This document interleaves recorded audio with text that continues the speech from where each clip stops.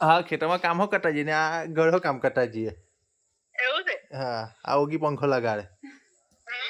Oggy પંખો લગાડે હું તમારે વાત કરું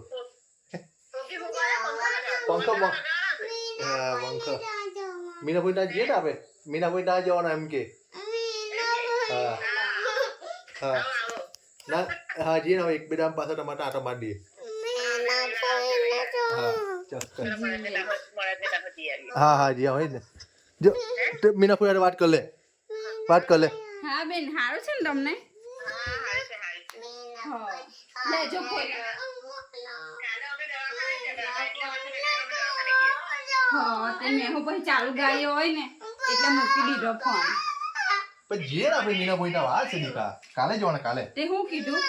કાલે જવું કાલે હા